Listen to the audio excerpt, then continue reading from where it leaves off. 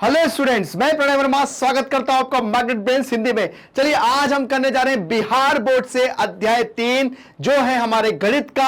और आज करने वाले हैं हमारे जो अध्याय 3 का नाम है ज्यामितीय आकृतियों की समझ। एक छोटा सा आज हम परिचय करेंगे और उस परिचय में देखते हैं कि हम लोग क्या क्या नया सीखेंगे। तो बढ़िए स्टार्ट करते हैं, देखते हैं कि परिचय क्या कहता है। मैंने आपके सामने यहां पर कुछ टॉपिक्स लिए हैं, इन पे गौर करना इसलिए जरूरी है क्योंकि अंदर हम इनके ही बारे में समझने वाले हैं। सबसे पहले हम बात करते हैं समतल की। भाई समतल क्या होता है? देखिए समतल ये होता है कि अगर हम कहीं भी बहुत आसानी से चल लेते हैं, उसका रीजन क्या होता है? वो समतल होता है। समतल का मतलब ये होता है कि कोई भी जगह अगर पूरी तरह से प्लेन हो, उसमें कोई भी अगर ऊबड़ खाबड़ नहीं हो, तो वो क्या होता है? एक समतल होता है। समतल मतलब बिल्कुल सपाट, जिसको हम अपने हिंदी भाषा में कहते हैं, इंग्लिश में कहते हैं एकदम प्लेन, बिल्कुल प्लेन समतल। जैसे हमारा कॉपी का पेज हो गया, एक समतल सड़क भी होती है जिसके अंदर बिल्कुल स्मूथनेस होती है। हमारा जो बोर्ड हो गया ये भी एक समतल हो गया, ठीक है ना। तो समतल का मतलब आप समझ गए क्या हो गया। सेकंड आता है वक्र। वक्र क्या होता है? वक्र का मतलब यह होता है कि अगर मैं समतल पे कुछ भी बना दूं, ये बना दिया, ये बना दिया, है ना,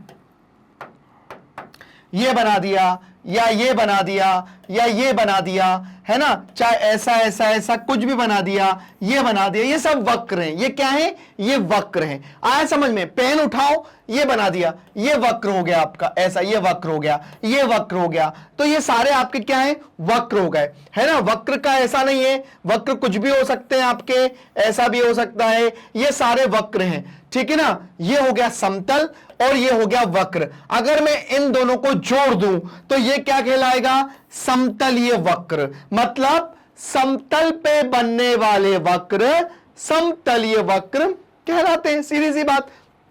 समतल का मतलब क्या होता है? प्लेन। प्लेन, और उस प्लेन पे अगर वक्र बना दो तो वो क्या कहलाएगा? समतलीय वक्र। अगर मैं इसको ऐसा समझाऊं, यह समतल, समतल प्लस वक्र, तो ये क्या हो जाएगा? समतलीय वक्र। क्या हो जाएगा? ये समतलीय वक्र, समतलीय वक्र, ठीक है। इसका मतलब यह है, इसका मतलब यह है समतल पे बनने वाले वक्र, समतल पे, समतल पर बनने वाले वक्र, है ना, समतलीय वक्र कहलाते हैं। समतलीय वक्र कहलाते हैं। समतल पे बनने वाले वक्र समतलीय वक्र कहलाते हैं। तो हमने ये पढ़ लिया, ये पढ़ लिया और ये पढ़ लिया। ये दोनों अंदर बहुत इंपॉर्टेंट है कि ये क्या होता है? सरल समतलीय वक्र। अब ये सरल या समतलीय वक्र क्या होते हैं, अब हम इसको पढ़ते हैं। आइए, यहां तक आपको समझ में आ गया, आपको समतल भी समझ में आ गया, आपको वक्र भी समझ में आ गया और समतलीय वक्र भी आ गया। अब आता है समतलीय वक्र, मतलब सरल या समतलीय वक्र किसे कहते हैं। चलिए आइए हम इसको पढ़ते हैं। देखिए सबसे पहले हम बात करते हैं सरल समतलीय वक्र। सरल या समतलीय वक्र, समतलीय वक्र। देखिए सबसे पहली बात यहां पर मैं आपको बता दूं कि जब भी हम लोग सरल वक्र बनाते हैं तो सरल वक्र बनाने के लिए हमारे पास जरूरी क्या चीजें होती हैं। सबसे पहले हम उसकी बात करते हैं। देखिए यह भी एक वक्र है, यह भी एक वक्र है ना, यह भी एक वक्र है और यह भी एक वक्र है। आया समझ में? लेकिन सबसे पहली बात, सरल समतलीय वक्र क्या कहलाता है? पहला मतलब उसकी क्या चीजें होती हैं? पहला पॉइंट, वह आपस में काटे ना, है ना। आपस में काटे ना मतलब क्या है? देखिए ये एक सरल वक्र है, ये एक सरल वक्र है, लेकिन ये काट नहीं रहा है आपस में। क्यों नहीं काट रहा है? काटता जब, भाई ये है, ये है, ये क्या है, ये सरल वक्र नहीं है। क्यों? क्योंकि ये काट रहा है। सरल वक्र ये भी हो गया आपका, है ना, ये भी हो गया। दूसरा क्या है, सरल वक्र का दूसरा उदाहरण क्या है? दूसरा उदाहरण ये है कि जब सरल वक्र बनाते हैं, सरल वक्र बनाते हैं तब हमारा पेन उठना नहीं चाहिए, उठना नहीं चाहिए। अब ये क्या बला है भाई, कैसन बा, नहीं समझ में आया? अभी समझा देगा क्या होता है। देखिए यहां पर जो सरल वक्र है, सरल वक्र मतलब क्या होता है, जैसे ये मैंने बनाया, ये मेरा पेन नहीं उठा, ये सरल वक्र हो गया। यहां मेरा पेन नहीं उठा, ये सरल वक्र हो गया, है ना। यहां मेरा पेन नहीं उठा, यहां से ऐसा गया, ऐसा गया, ऐसा गया, ये मेरा पेन नहीं उठा। ये सारे सरल समतलीय वक्र हैं। आया समझ में? ये सारे क्या हैं, सरल समतलीय वक्र हैं, इसलिए बन रहा भाई। ये गया, ऐसा गया, फिर ऐसा गया, ये गया, ये भी सरल समतलीय वक्र है। आया समझ में? मतलब क्या है, जब मैं इनको बना रहा हूं तो मेरा पेन नहीं कट रहा और ये आपस में एक दूसरे को काट नहीं रहे। आप ये बताइए क्या ये सरल समतलीय वक्र है? ये है? नहीं है। क्यों? क्योंकि बाहर का तो बन जाएगा, लेकिन अंदर बनाने के लिए मुझे पेन उठा के फिर ये बनाना पड़ेगा, तो इसलिए ये नहीं होगा। आया समझ में? ये नहीं होगा। एक सरल समतलीय वक्र ये भी होता है, ये भी एक सरल समतलीय वक्र है। क्यों? क्योंकि ये आपस में काट नहीं रहा है, पर वक्र तो है ना, समतल पे भी बन रहा है, पर वक्र भी है। पर ये कब नहीं होगा? ये नहीं है, ये नहीं है ना, या ये भी नहीं है ना, ये भी नहीं है। क्यों? क्योंकि भाई मेन बात क्या है, इसको बनाने समय पेन नहीं उठना चाहिए, वो भी मान लिया, लेकिन आपस में एक दूसरे को काटना भी नहीं चाहिए। तो ये सरल समतलीय वक्र का उदाहरण है, ठीक है ना। चलिए आ गया मेरी बात समझ में? हमने कितनी चीजें सीख ली? 1, 2, 3 और 4। अब आता है सरल बंद वक्र। ये बहुत इंपॉर्टेंट है। देखिए अब हम बात करते हैं 5वां पॉइंट, सरल बंद वक्र। देखिए सरल बंद वक्र के लिए सबसे पहले ये सारी चीजें तो होना ही चाहिए, मतलब वह आपस में काटे ना, पेन बनाते समय पेन नहीं उठे, पर वो बंद होना चाहिए। कैसे? ये बंद हो गया, ये बंद हो गया, ठीक है ना, ये बंद हो गया, ये बंद हो गया, ये बंद हो गया, ये भी बंद वक्र है ना, ये भी बंद वक्र है। तो ये क्या है, ये काट नहीं रहे हैं और ये बंद हो गए, है ना, मतलब चारों दिशाओं से बंद हो गए, मतलब चारों जगहों से। ये बना, ये बना, ये बंद हो गया, ठीक है, ये बना, ये बना, ये बंद हो गया। तो ये क्या हो गए? ये सरल बंद वक्र हो गए। मतलब जिनके लिए सरल समतलीय वक्र भी होना जरूरी है और बंद की जगह ये पूरी तरह से क्या हो जाए, क्लोज हो जाए। मतलब आपने देखा कहीं से भी ये खुले नहीं दिख रहे हैं, ये आपको सभी जगह से बंद दिख रहे हैं। तो यहां पर हम लोग ने क्या पढ़ा? सरल बंद वक्र के बारे में हमने पढ़ा, सरल समतलीय वक्र के बारे में, समतलीय वक्र के बारे में, वक्र के बारे में और समतल के बारे में। मुझे लगता है ये सारी चीजें आपकी हो गई क्लियर। अब आगे जब हम पढ़ेंगे वो पढ़ेंगे बहुभुज क्या होता है, उत्तल व अवतल बहुभुज क्या होता है, और सम बहुभुज और विषम बहुभुज क्या होता है। चलिए आगे बढ़ते हैं। अब आता है कि यहां पर बहुभुज के बारे में बात कर रहे हैं। तो देखिए बहुभुज के लिए सबसे ज्यादा जरूरी क्या है? केवल रेखाखंडों से बना सरल बंद वक्र। देखिए सबसे पहले बहुभुज के लिए वो सरल बंद वक्र होना चाहिए, पहला काम। और दूसरा काम क्या है? रेखाखंडों से बिना। देखिए इसके लिए जरूरी क्या है मैं आपको बता दूं। इसके लिए जरूरी है पहला पॉइंट, सरल बंद वक्र, सरल बंद वक्र होना चाहिए। और दूसरा पॉइंट क्या है इसके लिए? इसके लिए दूसरा पॉइंट है रेखाखंडों से मिलकर बना होना चाहिए, रेखाखंडों से मिलकर बनी आकृति, बनी आकृति। अब वो कैसे भी बन जाए पर रेखाखंडों से मिलकर बनी होना चाहिए। जैसे चाहे आपका जो स्टार है ये भी आप ले लो, ये भी आपका जो स्टार है, अब वो आपका सरल बंद वक्र पर रेखाखंड से मिलकर बनना चाहिए। जैसे एक ये रेखा है ना, एक ये रेखा, फिर एक ये रेखा, फिर एक ये रेखा, फिर ये रेखा, फिर ये रेखा, फिर ऐसा बन के एक सरल बंद वक्र बन गया, और रेखाखंडों से मिलकर भी बन रहा है और सरल बंद वक्र भी है। लेकिन यहां पर आप लोग देख रहे हैं कि यहां पर जो सरल बंद वक्र है वो सरल भी होना चाहिए, मतलब सरल समतलीय और बंद भी होना चाहिए। देखिए ये रेखाखंड से मिलकर बना, ये बना, ये बना, ये भी रेखाखंडों से मिलकर बना, ये बना, ये बना, ये भी बना, ये बना, ये बना, ये बना, है ना। चलो ये रेखाखंड से मिलकर बन रहे हैं। अब आप बताइए क्या ये सरल वक्र है? ये सरल वक्र है? नहीं है, क्योंकि ये रेखाखंड है, ये रेखाखंड है और ये रेखाखंड है, पर ये रेखाखंड नहीं है, ये तो कर्व आ गया, तो ये नहीं होगा। आए बात समझ में? रेखाखंडों से मिलकर बना होना चाहिए, तो यहां रेखाखंड नहीं बन रहा है, ठीक है ना। चलिए अब आपको ये बात समझ में आ गई कि बहुभुज कैसे बनता है। सबसे पहली बात, उसको सरल बंद वक्र होना चाहिए। दूसरी बात, रेखाखंडों से मिलकर बना होना चाहिए, जिसके उदाहरण आप लोग देख ही रहे हैं। हम लोग जो बंद वक्र बहुभुज की जो बात कर रहे हैं, यहां पर ये जो बहुभुज है, ये जो बहुभुज है वो क्यों नहीं है? क्योंकि ये आपस में काट रहा है ना, ये भी आपस में काट रहा है, और ये तो बंदभुज है ही नहीं क्योंकि ये तो खुला हुआ है, इसलिए ये क्या है? ये बहुभुज के उदाहरण नहीं है, ये बहुभुज के उदाहरण है। केवल रेखाखंडों से बना सरल बंद वक्र बहुभुज कहलाता है। आया समझ में? बहुभुज मतलब भुजाओं से, बहु मतलब बहुत सारी भुजाओं से मिलकर बना हुआ बंद वक्र क्या कहलाता है? हमारा बहुभुज कहलाता है। तो आया समझ में? रेखाखंडों से मिलकर भी बना होना चाहिए। दूसरी बात, उसको सरल बंद वक्र की सारी कंडीशन को पास होना चाहिए, ठीक है ना। अब आपको समझ में आया कि ये है पर ये क्यों नहीं है? तो मैंने आपको दोनों का रीजन दिया कि भाई ये है तो ये क्यों है, और ये नहीं है तो वो ये क्यों नहीं है, ठीक है ना। चलिए आगे बढ़ते हैं अपने अगले क्वेश्चन की तरफ।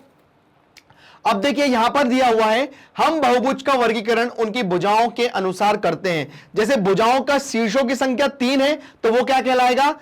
सबसे पहला देखिए, एक बात मैं बताऊं आपको, बहुभुज हमेशा ज्यादा से ज्यादा कम से कम 3 भुजाओं से कम नहीं बनता है बहुभुज, तो उसके अंदर 3 भुजाओं का बहुभुज ही बनता है, उससे कम का नहीं बनता है, ठीक है। फिर उसके आगे 4 भुजाओं का, फिर पंचभुज, फिर षटभुज, है ना, जिसमें 4 भुजाएं हैं वो चतुर्भुज कहलाता है, जिसमें 5 भुजाएं वो पंचभुज कहलाता है, जिसमें 6 भुजाएं वो षटभुज कहलाता है, जिसमें 7 भुजाएं वो सप्तभुज कहलाता है, 8 भुजाएं वो अष्टभुज कहलाता है, 9 भुजाएं वो नवभुज कहलाता है, और 10 भुजाएं वो क्या कहलाता है? दशभुज कहलाता है। तो यहां पर मैं आपको बातों पे एक थोड़ा सा ध्यान दिलवाना चाहता हूं कि इनके अंदर जितने भी कोण होते हैं, इनके आंतरिक कोण होते हैं, इनके बाहरी कोण होते हैं, सबके लिए एक फॉर्मूला होता है आंतरिक कोण निकालने का, इनके विकर्ण निकालने का, सारी चीजें निकालने का फॉर्मूला आता है, जो कि हम आगे अब पढ़ेंगे, ठीक है ना। तो चलिए यहां पर हमने भुजाओं के अनुसार इनका एक नमूना तैयार किया है कि भाई सप्तभुज, अष्टभुज, नवभुज, दशभुज को क्या क्या कहते हैं, यह मैंने आपको बताया। चलिए आगे बढ़ते हैं। हमें दिया है, देखिए वर्गीकरण है, यहां पर मैंने आपको बताया आकृति का नमूना कैसा होता है ना। चलिए अब हम बात करते हैं उत्तल और अवतल बहुभुज की। अब देखिए यहां पर आपको उत्तल और अवतल बहुभुज दिख रहे हैं, तो यहां पर यह है उत्तल और यह है अवतल। तो भाई उत्तल और अवतल में फर्क क्या है? तो हम लोग यहां बताएंगे कि इनके विकर्ण अंदर की तरफ बनते हैं। क्या लिखेंगे? इनके विकर्ण अंदर की तरफ बनते हैं, अंदर की ओर बनते हैं,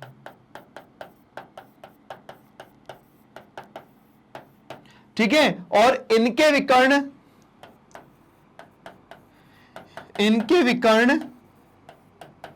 बाहर की ओर बनते हैं, बाहर बनते हैं,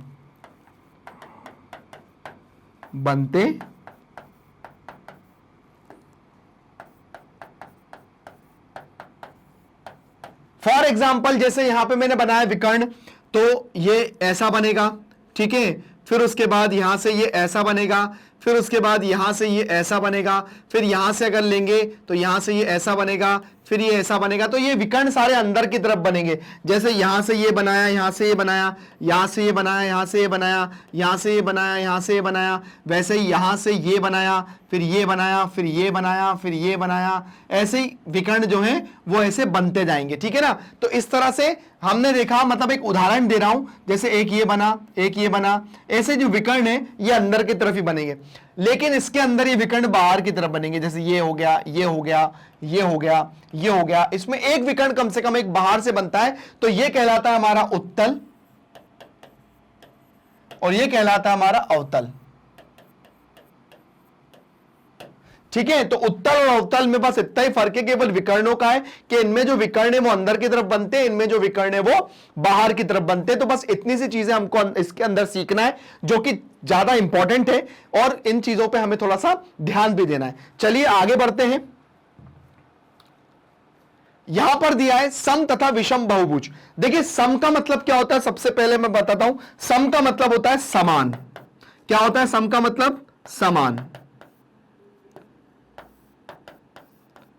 अब समान का मतलब क्या होता है? समान का मतलब होता है जितनी भुजाएं होती है उतनी कोण भी होते हैं और भुजाओं की लंबाई भी बराबर होती है। जैसे ये है 3 भुजाएं हैं तो 3 कोण भी हैं। ठीक है, 4 भुजाएं हैं तो 4 कोण भी हैं।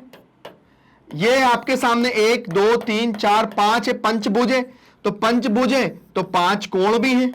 ऐसे ये है 1 2 3 4 5 6 षटभुज है, तो षटभुज है तो 6 भुजाएं हैं तो 6 कोण भी हैं। मतलब समान, जितने कोण उतनी भुजाएं। ठीक है ना, और भुजाओं की लंबाई, और जैसे एक भुजा की लंबाई जैसे आपकी 4 है तो ये भी 4 है और ये भी 4 है। कोण अगर 60 है तो ये भी 60, ये भी 60 और ये भी 60 है ना, सब चीज बराबर, सब चीज बराबर, इसलिए कहते हैं सम। सम का मतलब होता है समान। ठीक है ना, तो यहां पर जो सम बहुभुज की बात कर रहे हैं तो सम का मतलब इनकी भुजाएं भी बराबर होंगी, इनकी कोण भी बराबर होंगे, भुजाओं की लंबाई भी बराबर होगी, सारे कोण आपस में बराबर होंगे। फॉर एग्जाम्पल जैसे मैं बताऊं, सभी कोण तथा भुजाएं बराबर होती हैं, भुजाएं बराबर होती हैं, है ना। सभी कोण तथा भुजाएं बराबर होती हैं, भुजाएं की लंबाई तथा कोणों की माप भी बराबर होती है। भुजा की लंबाई तथा कोणों की माप भी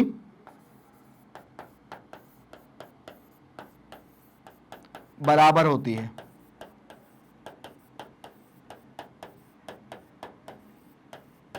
ठीक है ना, तो ये क्या है, सभी कोण तथा भुजाएं बराबर होती है, भुजा की लंबाई तथा कोणों की माप भी बराबर होती है। ठीक है ना, तो यहां पर जैसे अगर एक कोण 60 का है तो इसके सारे कोण 60 के होंगे। ये 90 है तो ये 90, ये 90, ये 90, ये 90, इसके अंदर भी जो कोण है वो सारे अंदर बराबर होंगे। ठीक है, तो अगर इसका मैं जस्ट अपोजिट कर दूं विषम का मतलब होता है कि इसकी कोण और भुजा आपस में बराबर नहीं होती है। इसका जस्ट अपोजिट कर दो, जैसे मान के चलिए इसके अंदर ये वाली भुजा अलग सेंटीमीटर की है, ये अलग सेंटीमीटर की, ये अलग अलग है। इसमें ये भुजा और ये भुजा बराबर है और ये भुजा और ये भुजा बराबर है। इसके अंदर ये भुजा और ये भुजा बराबर है पर ये भुजा अलग है। इसके अंदर ये भुजा बराबर है, ये भुजा ये भुजा बराबर है। मतलब अलग अलग माप की सारी भुजाएं हैं। ठीक है ना, मतलब इसका सारा मैं उल्टा यहां लिख दूं कि सभी कोण तथा भुजाएं बराबर नहीं होती है। दूसरी बात, भुजा और कोण की जो माप होती है वो भी बराबर नहीं होती है। तो यहां पर अगर मैं इसका जस्ट उल्टा लिख दूं तो यह कहलाता है विषम बहुभुज, है ना। इसका सीधा उल्टा अगर मैं लिखूं, ठीक है, तो सम और विषम का मतलब आपको समझ में आया होगा कि सम क्या होता है और विषम क्या होता है। यहां पर सम का मतलब सभी चीजें समान और यहां पे विषम का मतलब सारी चीजें विपरीत, मतलब सभी चीजें अलग हो गई। मतलब यहां जो लिखा है अगर आप इसको उल्टा कर दो कि सभी कोण तथा भुजाएं बराबर नहीं होती है तथा भुजा तथा कोणों की जो लंबाई तथा माप होती है वो भी बराबर नहीं होती है। देखिए यहां जो कोण है यहां पे कोण अलग है, यहां जो कोण है यहां पे अलग है, यहां कोण अलग है। तो यहां पर क्या हो जाएगा, सारी चीजें क्या होती है, डिफरेंट होती है। तो यहां पर यही मेरा कहने का मतलब है। चलिए आगे आते हैं नेक्स्ट क्वेश्चन पे। अब आया यहां पर सबसे चीज हमारा जो परिचय आया। अब यहां पर सबसे पहले हम परिचय करेंगे समांतर चतुर्भुज की। अब यहां पर हम लोग को जो मोस्ट इंपॉर्टेंट चीज है अब उसको हम यहां पर पढ़ने वाले हैं। क्या है, अब यहां पर हम लोग पढ़ेंगे कि भाई चतुर्भुज और उसके गुण। समांतर चतुर्भुज क्या होता है, समांतर चतुर्भुज जो होता है वो क्या है, एक चतुर्भुज जिसमें सम्मुख भुजाओं का प्रत्येक युग्म बराबर होता है। अब भाई सम्मुख क्या है? सम्मुख भुजाओं का प्रत्येक युग्म बराबर होता है। सम्मुख भुजाएं मतलब ये इसके सम्मुख ये वाली भुजाएं हैं और ये वाली सम्मुख के बारे ये है। तो मतलब सम्मुख मतलब ये जितनी बड़ी है, ये जैसे मान के लिए 4 सेंटीमीटर है तो ये भी 4 सेंटीमीटर होगी, और अगर ये 6 सेंटीमीटर है तो ये भी 6 सेंटीमीटर होगी। पहला काम ये रहा। दूसरा, सम्मुख भुजाएं बराबर होती हैं, सम्मुख कोण बराबर होते हैं। मतलब अगर ये कोण है तो ये कोण भी बराबर होगा, और ये कोण है तो ये कोण भी बराबर होगा। ठीक है ना। दूसरा, विकर्ण एक दूसरे को समद्विभाजित करते हैं। समद्विभाजित करना मतलब काटना। विकर्ण एक दूसरे को काटते हैं। ठीक है, आया समझ में। सबसे पहले हमने समांतर चतुर्भुज पढ़ा। हम लोग अब चतुर्भुज के बारे में पढ़ रहे हैं, क्योंकि हमारा जो क्वेश्चन है ज्यामितीय आकृतियों की समझ, तो ज्यामितीय आकृतियों के बारे में अब ये भी आता है जिसके अंदर चतुर्भुज आएंगे। अब चतुर्भुज कितने तरीके के होते हैं? समांतर चतुर्भुज होता है जो कि आपके सामने है। समांतर चतुर्भुज का जो गुण है ये भी आपके सामने है कि एक चतुर्भुज जिसमें सम्मुख भुजाएं प्रत्येक युग्म बराबर होता है। सम्मुख भुजाओं का प्रत्येक युग्म बराबर होता है, मतलब सम्मुख भुजाएं बराबर। जैसे यहां पर हम लिख सकते हैं AD बराबर हो जाएगा BC के, और AB बराबर हो जाएगा DC के। ये हो गई भुजाएं। ठीक है, उसके बाद सम्मुख कोण मतलब एंगल A बराबर हो जाएगा आपका एंगल C, और एंगल D बराबर हो जाएगा आपका एंगल B। ये हो जाएंगे सम्मुख कोण।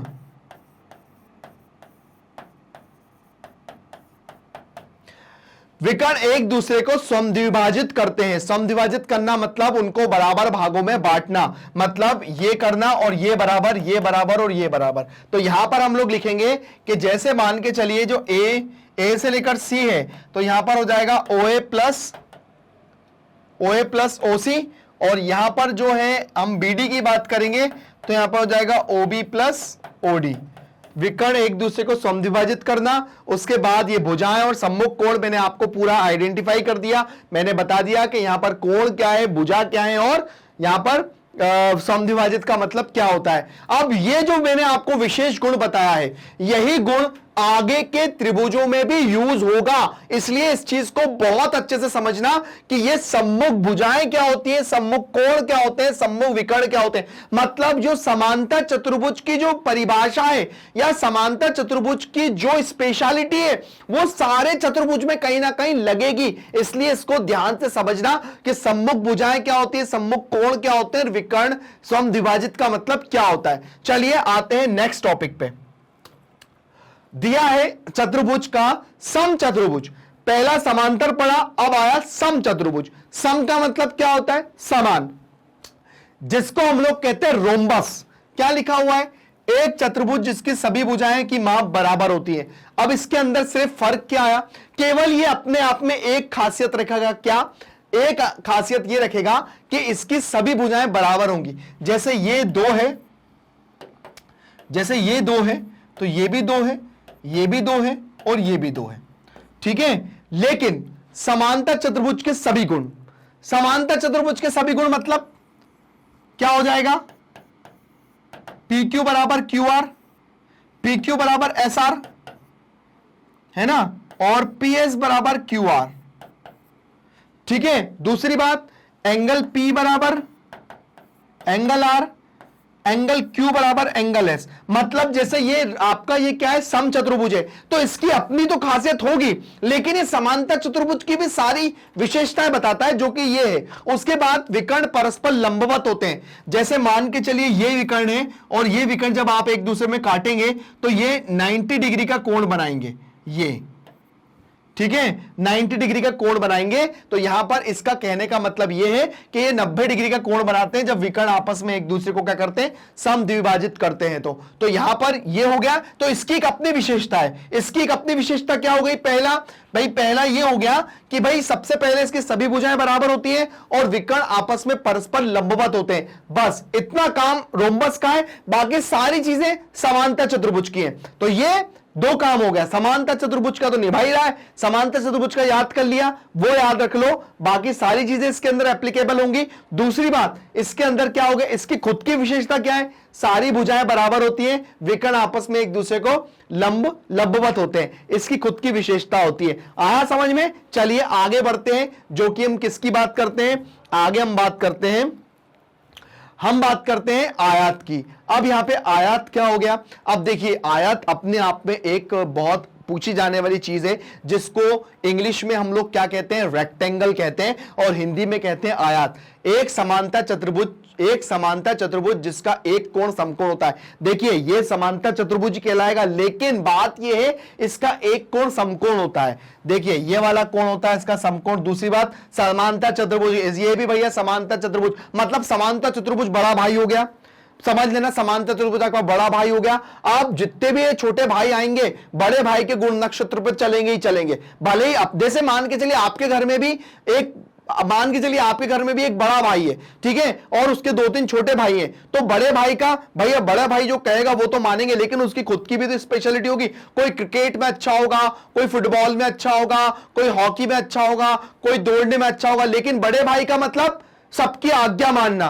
तो भाई सब जितने चारों भाई हैं सब आज्ञा तो मानेंगे, पर सबकी एक अलग अलग क्या होगी, खूबियां होंगी, सबकी एक अलग अलग विशेषता होगी। पहला, इसकी खुद की विशेषता क्या है, एक कोण समकोण होता है, बाकी समांतर चतुर्भुज के सारे गुण अपनाता है। भैया बड़े भाई के सारे गुण अपनाएगा, प्रत्येक कोण समकोण होता है और विकर्ण बराबर माप के होते हैं। मतलब ये वाला जो विकर्ण है और ये वाला जो विकर्ण है, इनकी जो लंबाइयां होती है ना वो बराबर होती है ना। सबसे पहली बात, प्रत्येक कोण समकोण, मतलब क्या हो जाएगा, angle L, angle M, angle K और एंगल एन बराबर 90 डिग्री, प्रत्येक कोण समकोण हो गया। दूसरी बात, प्रत्येक कोण समकोण मतलब angle L, angle M, angle K और एंगल एन सब 90,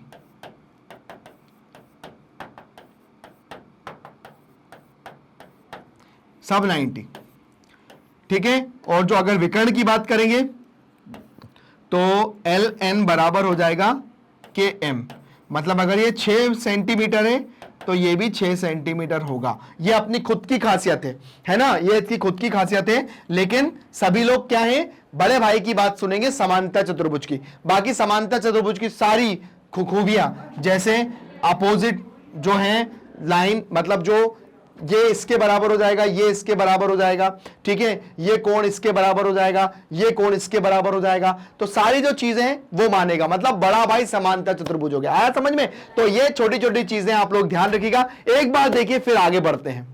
तो जैसा कि आप लोगों ने देखा कि भाई अगर हम लोग अभी आयात पे पहुंच गए, तो आयात में क्या है कि भाई इसने भी बड़े भाई की कहना माना, मतलब समांतर चतुर्भुज का कहना माना। भाई देखो अभी तक समांतर चतुर्भुज था, खुद बड़ा भाई था, जिसमें अपना जो आपका सम चतुर्भुज आया उसने भी कहना माना, आयात हो गया उसने भी कहना माना। अब देखते हैं आगे और कितने हैं जो बड़े भाई का कहना मानते हैं। चलिए देखते हैं नेक्स्ट पे।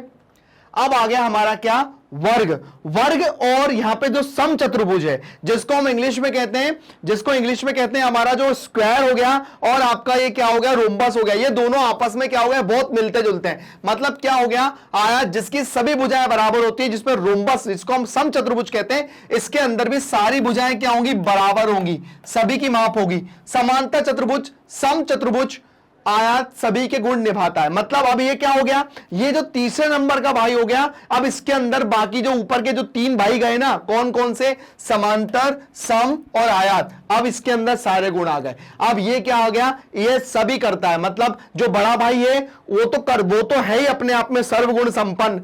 जो सम चतुर्भुज है और आयात है, ये भी अपने सारे भाइयों के, मतलब तीनों भाइयों का एक मिश्रित गुण जो है वो ये निभाता है। मतलब इसके अंदर क्या होगा, इसके जो विकर्ण होंगे, मतलब अगर मैं बात करूं आयात की बात करूं, अगर मैं समांतर चतुर्भुज की बात करूं, बड़े भाई का जो गुण है तो क्या होगा, अपोजिट, मतलब ये समान, सामने आमने सामने वाली जो लाइन है वो बराबर होंगी। दूसरी बात, अगर मैं सम चतुर्भुज की बात करूं तो इसके विकर्ण है वो परस्पर एक दूसरे को क्या करते हैं, एक दूसरे को क्या करते हैं, लंब, मतलब क्या करते हैं,